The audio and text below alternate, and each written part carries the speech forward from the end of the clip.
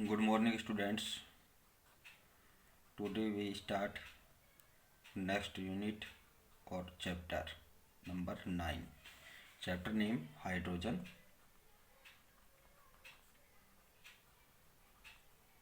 Unit name hydrogen. In first topic, in hydrogen position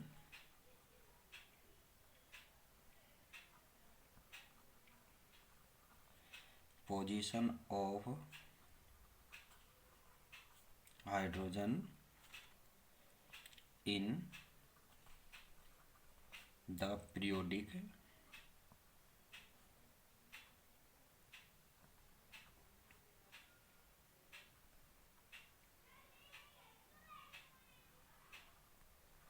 table. Periodic table में hydrogen की स्थिति। ठीक है, तो अगर अपन पीरियोडिक टेबल पर यहाँ पर बात करें हाइड्रोजन की पोजीशंस पर, आज अपन यहाँ पर ये डिस्कस करेंगे। ठीक है, तो इसमें क्या क्या बातें होती है। तो फर्स्टली बात क्या होती है कि hydrogen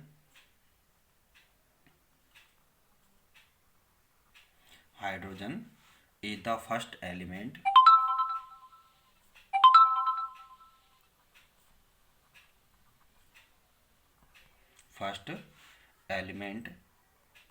in the periodic table।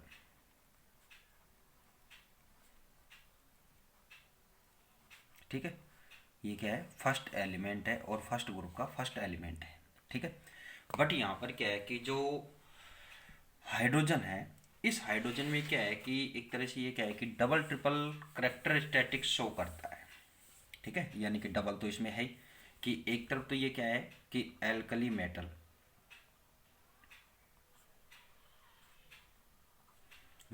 और दूसरी तरफ क्या है कि ये क्या करते हैं, नॉन मेटल, या अपनी क्या बोले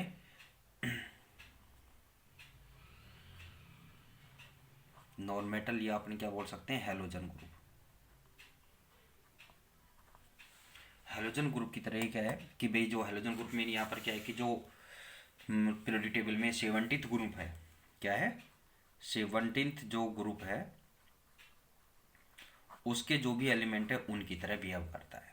ठीक है, तो अब यहाँ पर क्या है कि भाई ऐसे कौन कौन से कैरेक्टरिस्टिक्स हैं जो इनसे इसके क्या है कि क्या होते हैं, सिमिलर हैं।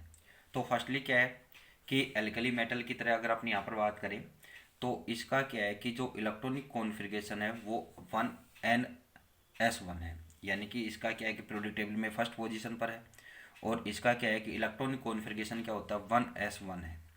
ठीक है, तो जो एल्कली मेटल जो फर्स्ट ग्रुप की यहाँ पर, तो उसमें क्या होता है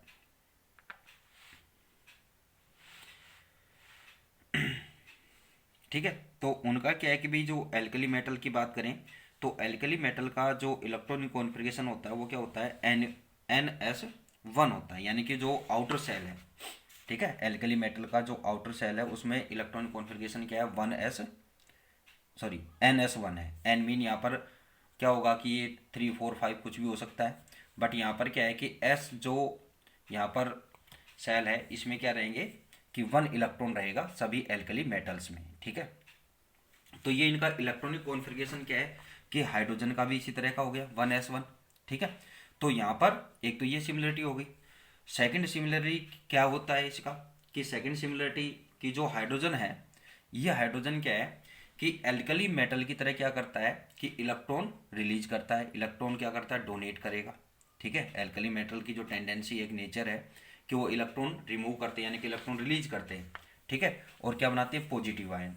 तो उसी तरह से ये भी क्या करता है कि H+ आयन फॉर्म करता है। जैसे मेटल है तो मेटल क्या करती है कि ये +1 +2, लेकिन ये क्या है कि NS1 कॉन्फ़िगरेशन वाली है तो वो +1 ही यहाँ पर क्या करेंगे, अपने ऑक्सीडेशन स्टेट यहाँ पर शो करते हैं। ठीक है, तो उनकी तरह ये बिहेव करती है। ठीक है, थर्ड जो पॉइंट आता है कि इसकी सिमिलरिटी मेटल से, वो क्या है कि ये क्या है कि एल्कली मेटल की तरह क्या करती है कि जो नॉन मेटल जैसे कि ऑक्सीजन है, ठीक है, ऑक्सीजन है, क्लोरीन है, सल्फर है, यानी कि हेलाइड्स हैं, इसके अलावा सल्फर हैं, ठीक है, या सल्फाइड्स हैं। इनके साथ क्या है कि ये रिएक्ट करता है। ठीक है, रिएक्ट करके सेम उसी तरह के क्या है कि कंपाउंड फॉर्म करता है, कंपाउंड्स फॉर्म करता है, जो क्या करती है, एल्कली मेटल फॉर्म करती है।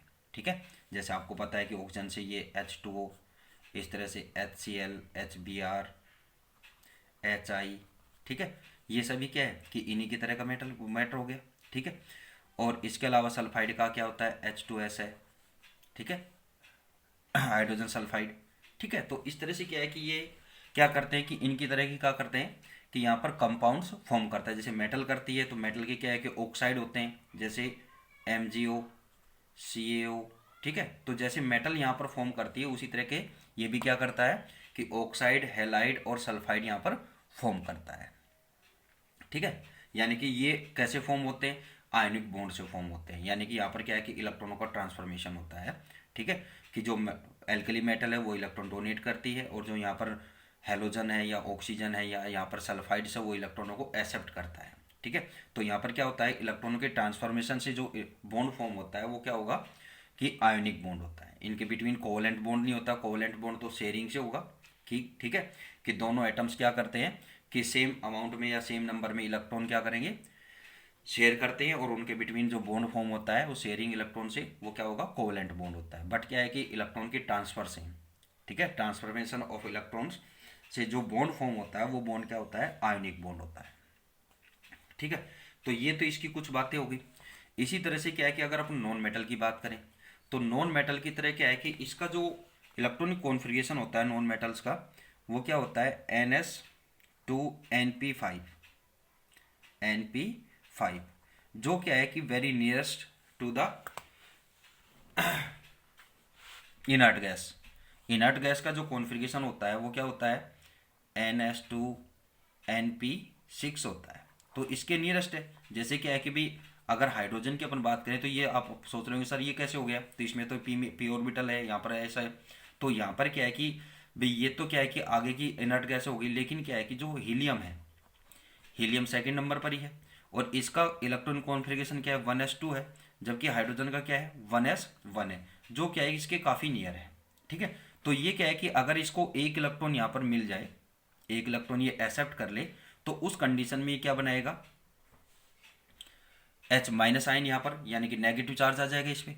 भाई जो नॉन मेटल है इनका एक नेचर क्या होता है कि ये इलेक्ट्रॉन एक्सेप्ट करती है, और इलेक्ट्रॉन एक्सेप्ट करके क्या बनाती है कि इन पर नेगेटिव चार्ज आता है, नेगेटिव आयन बनाती है, नेगेटिव फॉर्म आ जाता है।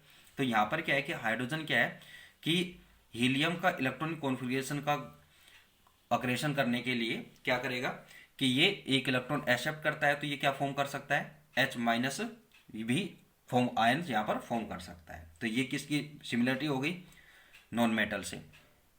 इसके अलावा क्या बात होती है कि जो नॉन मेटल है, नॉन मेटल क्या है कि बहुत सारी ऐसी कुछ नॉन मेटल्स हैं जो क्या होती है कि डाई एटॉमिक स्ट्रक्चर में पाई जाती है। जैसे आपको क्या है कि ऑक्सीजन को आप कभी भी सिंगुलर में सिंगल आइटम नहीं मिलते हैं, अपना O2 लिखते हैं, ऐसे क्लोरीन है, ब्रोमीन है, आयोडीन है। ठीक है ना, तो ये क्या है कि कुछ एग्जाम्पल दिए मैंने ओनली आपको कि ऐसी बहुत सारी मेटल्स हैं जो डाई एटॉमिक, यानी कि उसके 2 एटम एक साथ मिलेंगे आपको। तो हाइड्रोजन भी क्या होती है कि डाई एटॉमिक स्ट्रक्चर में फॉर्म होती मिलती है अपने को। ठीक है, क्योंकि ये क्या है कि जो इसका प्रोटॉन है या ये है तो ये इसका अनस्टेबल फॉर्म होती है, तो इसमें अपने को ये कभी भी फॉर्म नहीं होती। इसलिए क्या है कि ये कंपाउंड के साथ में यानी कंपाउंडिंग रूप में आपको कंपाउंडिंग फॉर्म में अपने को ये प्राप्त होती है। ठीक है, तो अब क्या है कि भाई ये तो हो गई इनके साथ इसकी कुछ सिमिलरिटी। इसके अलावा अगर अपन नॉन मेटल से इसकी बात करेंगे तो नॉन मेटल के साथ ये क्या है कि इसकी एक आयोनाइजेशन एंथैल्पी पे और बात करें। आयोनाइजेशन एंथैल्पी क्या होती है कि the energy required for the removal for 1 electron. ठीक है, कि एक इलेक्ट्रॉन को रिमूव करने के लिए जो एनर्जी रिक्वायर्ड होती है वो क्या होगी, उसकी आयोनाइजेशन एंथैल्पी, जो आप 10th क्लास में भी आप स्टडी कर चुके हैं। ठीक है, तो आयोनाइजेशन जो एंथैल्पी है उसकी वैल्यू क्या होती है कि इसकी क्या है कि लगभग क्या होगी कि ऑलमोस्ट क्या है कि इक्वल फॉर नॉन मेटल। ठीक है, कि नॉन मेटल के इक्वलेंट है। जैसे अपनी यहाँ पर अगर बात करें तो हाइड्रोजन की जो आयोनाइजेशन एंथैल्पी है यानी कि डेल एच की वैल्यू अगर अपने मेटल की बात करें, जैसे कि यहाँ पर लिथियम मेटल है, लिथियम मेटल की जो वैल्यू होती है वो 520 किलो जूल पर मोल होती है। ठीक है, अगर अपन नॉन मेटल की बात करें जैसे कि फ्लोरीन है, फ्लोरीन नॉन मेटल है, तो इसकी जो आयोनाइजेशन एंथैल्पी वो क्या है 1680 किलो जूल पर मोल है।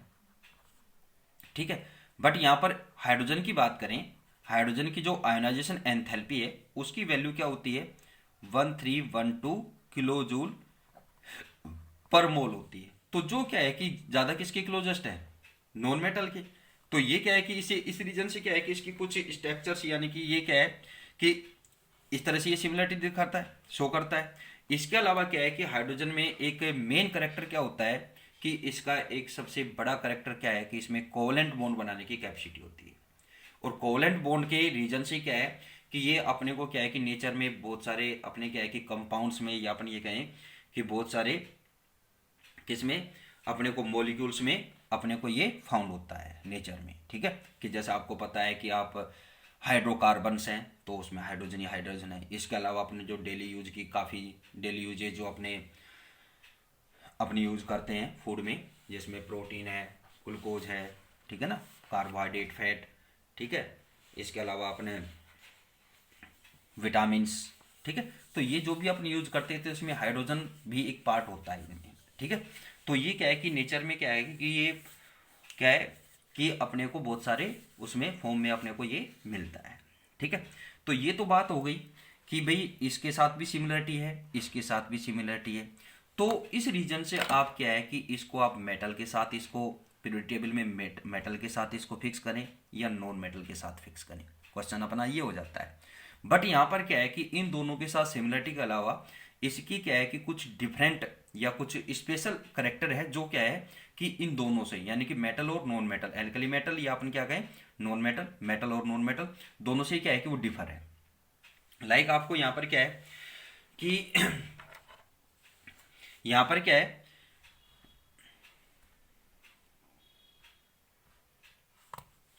कि इसमें कुछ इन spite of the fact the hydrogen to a certain extent remember both with alkali metal and halogens is differ from them as well. Now the pertinent question arise as the where should be the place of the periodic table.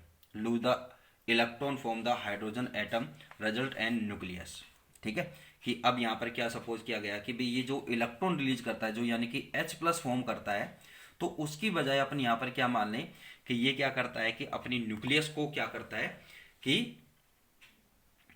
Electron ना दे करके क्या करता है कि अपनी nucleus को क्या करता है डोनेट करता है। ठीक है, तो इसकी न्यूक्लियस क्या होती है कि very small size is almost लगभग 1.5 इंटू 10⁻⁻³ पिकोमीटर की वैल्यू इसकी क्या होती है कि जो न्यूक्लियाई है उसकी रेडियाई होती है।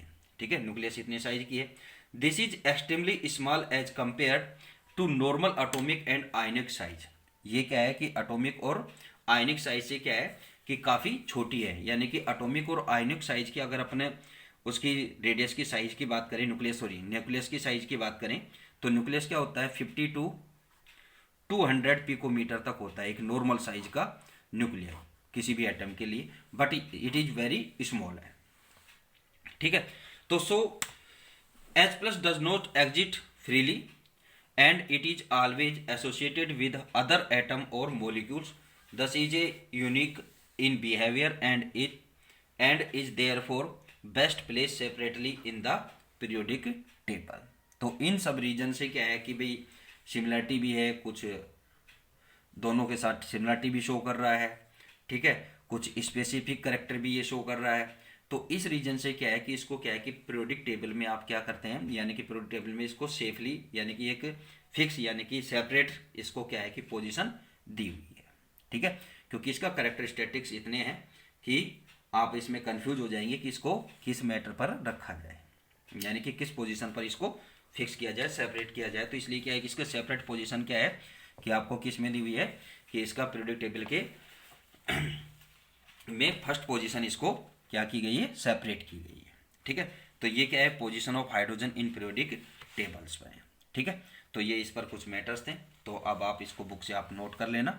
ठीक है, अब इसके बाद बात आएगी डाईहाइड्रोजन यानी कि H2, फिर इसका अक्रेंस यानी कि प्राप्ति और फिर इसका आइसोटोप्स ऑफ हाइड्रोजन, और फिर इसका क्या है कि प्रिपरेशन।